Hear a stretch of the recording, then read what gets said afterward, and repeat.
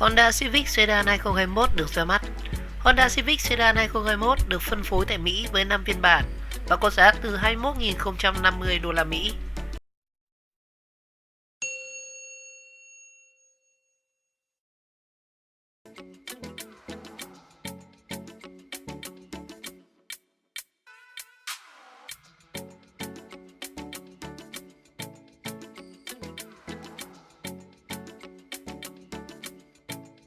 Honda vừa ra mắt Civic Sedan 2021 tại Mỹ và so với những đời trước thì Civic Sedan 2021 không có sự thay đổi. Điều này rất dễ hiểu vì mấy mẫu sedan này đã được nâng cấp ở đời 2019.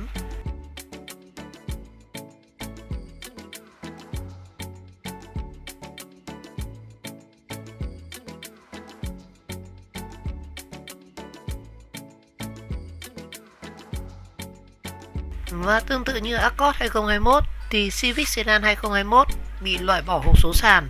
Và trước đây thì hộp số sàn 6 cấp được trang bị trên phiên bản LX và Sport. Và ở đời 2021 thì tất cả các phiên bản của Civic Sedan đều đi kèm với hộp số CVT.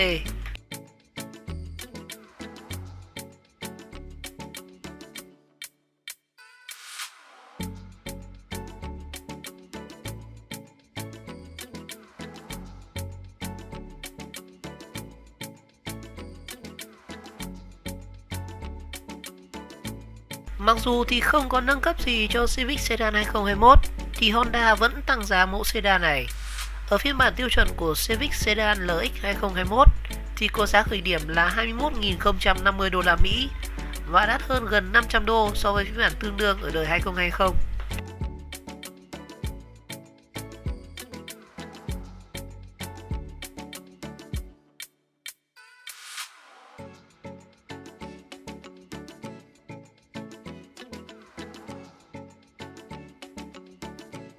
Và các phiên bản khác thì cũng tăng giá như bản Sport thì tăng 600 đô la Mỹ, bản EX tăng 500 đô la Mỹ và bản Touring tăng 500 đô la Mỹ.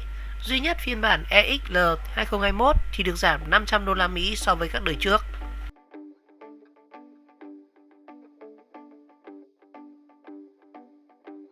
Về trang bị thì Civic Sedan LX sở hữu đèn chiếu xa sáng tự động, đèn Daylight LED, mâm 16 inch và ở bên trong thì sẽ được trang bị điều hòa tự động, màn hình thông tin giải trí 5 inch và hệ thống âm thanh của 4 loa.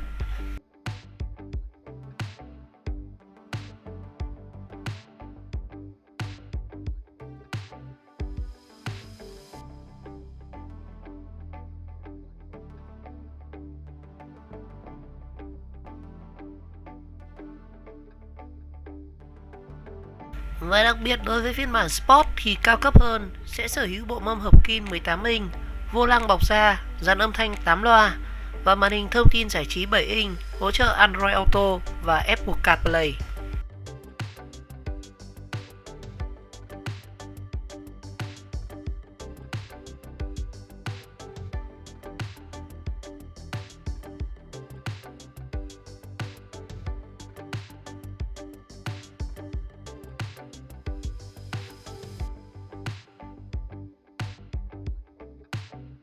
Và các phiên bản cao cấp thì được trang bị cánh gió sau cùng màu với thân xe, cửa sổ trời chỉnh điện, mâm từ 17 đến 18 inch, ghế chỉnh điện, hệ thống âm thanh cao cấp 10 loa.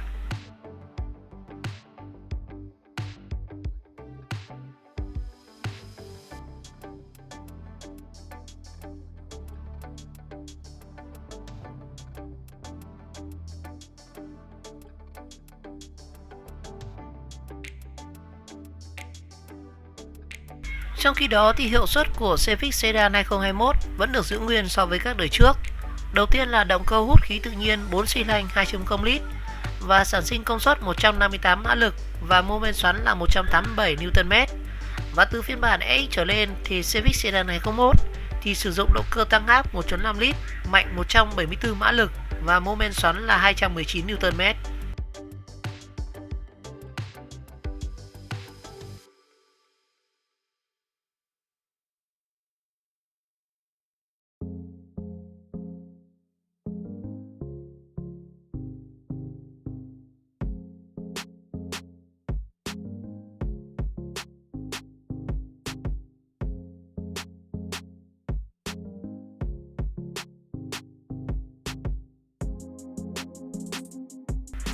Và tất cả các phiên bản của Civic Sedan 2021 đều đi kèm với gói an toàn Honda Sensing với các tính năng phanh giảm thiểu va chạm, hệ thống đèn thích ứng tự động, hệ thống kiểm soát hành trình thích ứng, cảm báo lệch làn đường và hỗ trợ giữ làn đường.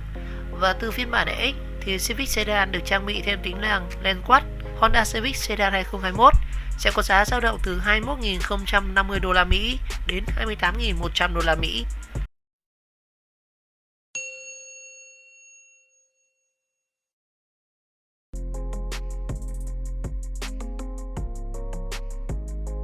Honda Civic phiên bản đặc biệt được ra mắt tại Malaysia. Chiếc Civic 1 Million Edition nằm trong loạt sản phẩm chào mừng chiếc ô tô thứ 1 triệu được sản xuất bởi Honda Malaysia.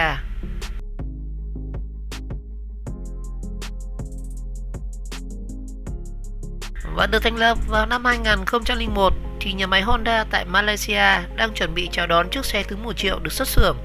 Và để kỷ niệm cho sự kiện này thì Honda Malaysia đã ra mắt phiên bản đặc biệt của 1 Million Edition cho tất cả các dòng xe gồm City, Ra, Civic, Accord, BRV, CRV và HRV.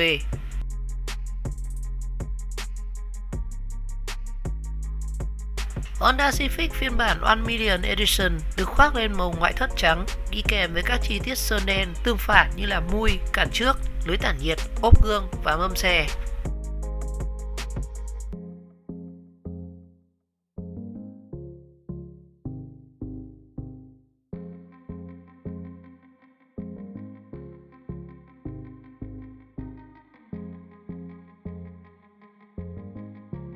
Và điểm đặc biệt thì xe được tạo điểm nhấn bằng các chi tiết màu đỏ ở cản trước, ốp gương chiếu hậu, cản sau và ở cả mâm xe. Và mỗi chiếc xe thuộc phiên bản biệt biệt này thì đều được gắn biểu tượng 1 Million Dream trên chắn bùn ở phía trước.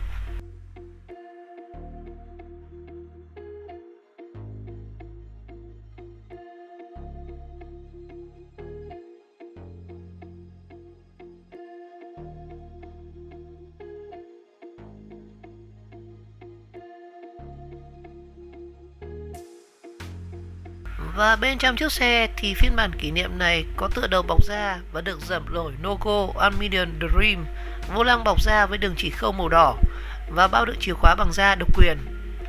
Và còn lại thì các trang bị của mẫu xe này thì không khác biệt so với nguyên bản và được xây dựng trên phiên bản Civic 1.5 TCP cao nhất hiện nay.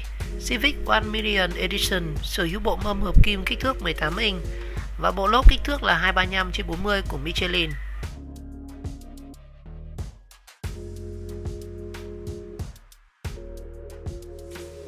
Và đặc biệt thì mẫu sedan thể thao này được trang bị hệ thống chiếu sáng full LED, phanh tay điện tử, khởi động từ xa và cũng thông tin giải trí với màn hình cảm ứng 7 inch.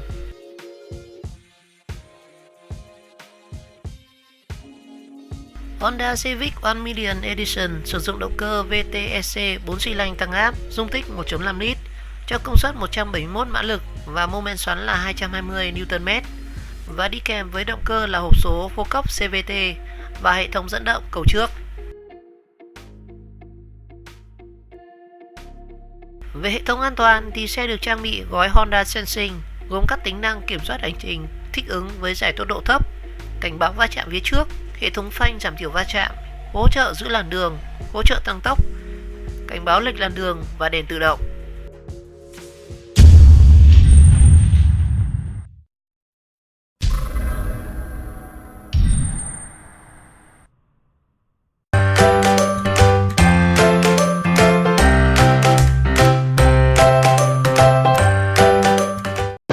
My best friend to 23. She left her body and hovered above me. I saw no shadow. I looked around, searched every building and home that I found. I saw no shadow, but felt the glow. The warmth inside me kept me afloat. It felt like heaven had found my bones and gave me comfort when I feel alone. Now you're gone, I'm alone. I guess